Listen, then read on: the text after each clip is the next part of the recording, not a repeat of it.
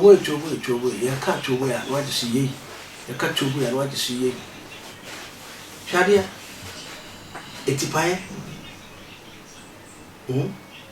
ebitima pa won woni ba ko na ka ba ko na fi ba ko shadia e de bi men ka so bi ne friend be sere no be se etipae e pa no ni ba ko hu ade ba ko de bitime hu e nyina enim se amo e to be go fresh no edi na nsa na pro ene kire se ababi abegu bia no eno na awetwa na hwade ne okoto da wa ne kogu asem mane yi nam no no hu nya hin se be je e wo na ti chi o na ti chi na che ne sai a che na makese mu se e de na itire tete abo kan ma o si dwam obu ne pa no na nyere pese ofre be ma se be ma ne me da o na emu abiri na so se be ma ne da nti hon kan ma bibire no ho a enye de aba ko pa ne be da o benyam nti ne aba a wo de tu fom no eno ne beso ne ma me kan nyina ne se be se me medin di prophet Luka ko sempi me da so for ya go so blessing ministry no me wa ablikman ka pe William Street ko siara eto za pro se bra eni ko ye no so ye free to me ko siara me free to me what me free sunsu o sunsu sane sunsu ma ya me madia me pa tie me chance ye de se wo ho a efi bo fam no me pa cho ko ho no eni ze wo so didim biom etu me se chance ye de se wo ho ma a pie wo ho de se no eni ze wo so asan de sa chance no edidi e pa cho tie me kan ma kan say ye nyina ma me Dapaah Bola Minister, Sanitation and Hygiene Minister. Ye nyina ne say ni se ba mi ebi jama nya fi abrabom preacher de sebo no papa na gugu bono so obi ni nyina amaye mo sori a mo se ma me agrada nko ano e chief wo ye kromfo me nua ba no ye kromfo sa ma me Dapaah ono ko e chief class ni bia mami na samba yin na ka bi je ka ba some crazy sentence no ya de ko life in prison oba be set we be ma ho na tin mo nya ba be ma ho na tin mo na asamba ye so ni ko la tin chen no wodi case na pie ye case na pie ye case bu uyo bi de ya no wodi bi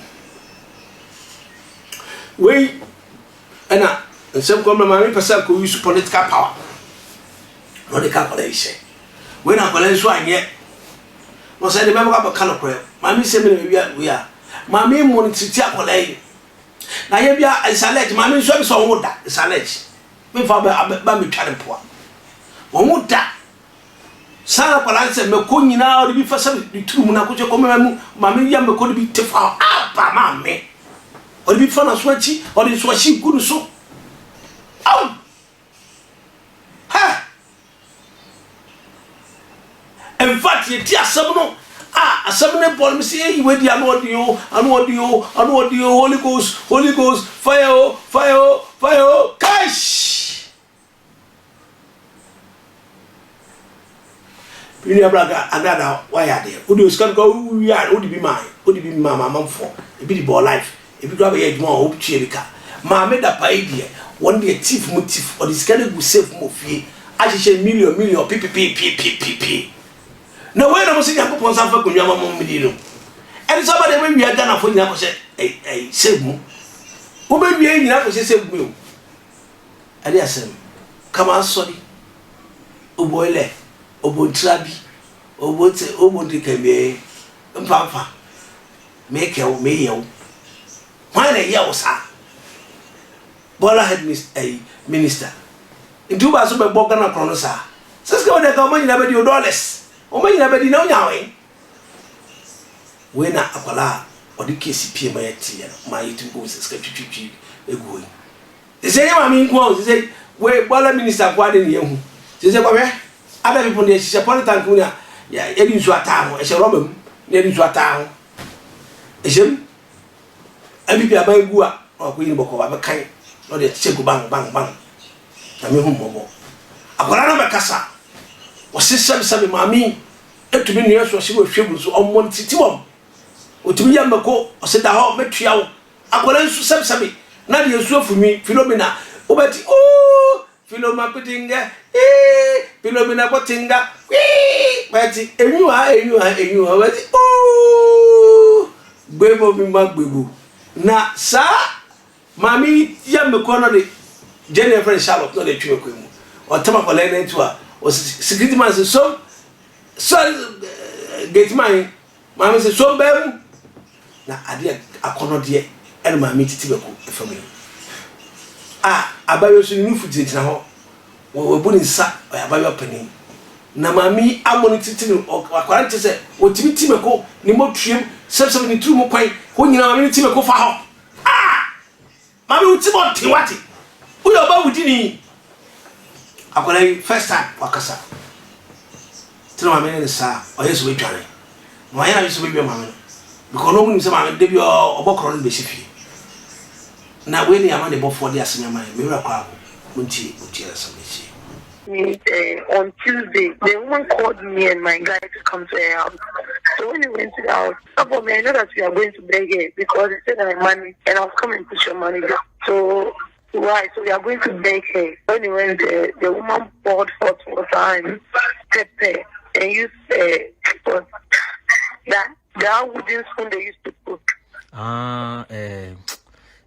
To do the banku, eh? Yeah. Okay. That want to beat me. And later when she took me to the police station, they arrested me again.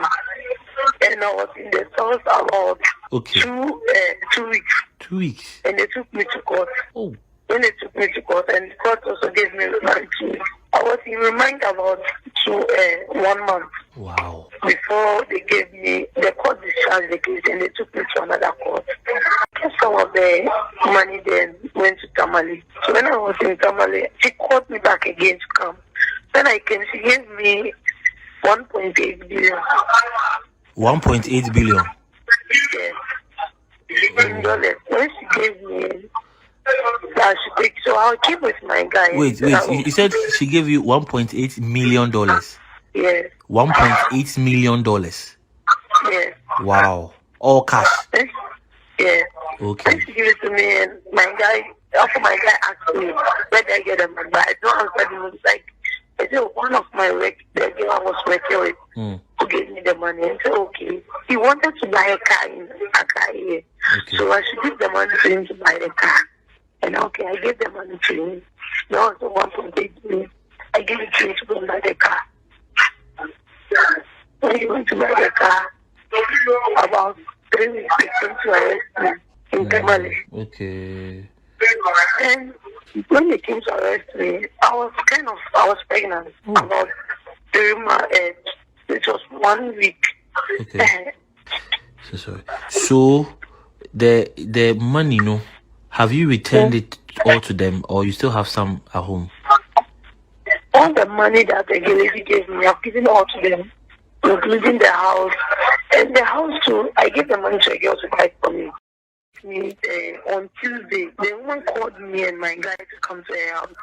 So when we went to the house, I know that we are going to Tvgh because he said I have money and I'll come and put your money there. So why? So we are going to Tvgh. When we went there, the woman poured hot water and pepper and used that wooden spoon they used to cook. To do the banku, eh? Yeah. Okay. That want to beat me. And later when she took me to the police station, they arrested me again.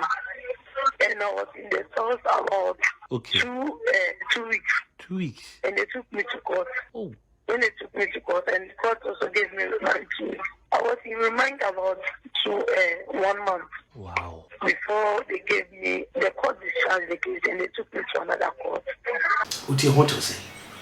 Obase, Nanado, Messel, O Papontia, Bank of Macron for say me, appointees him. Per mom dio money, a mom ferring Yankopon, a mom do latte. Nanyama me accepts your own da, or 2 young Makudi, equity, or be kuti, or a wicked or a heartless. Unin Yankopondo, and I be in all of all, Yamika's high attentive India.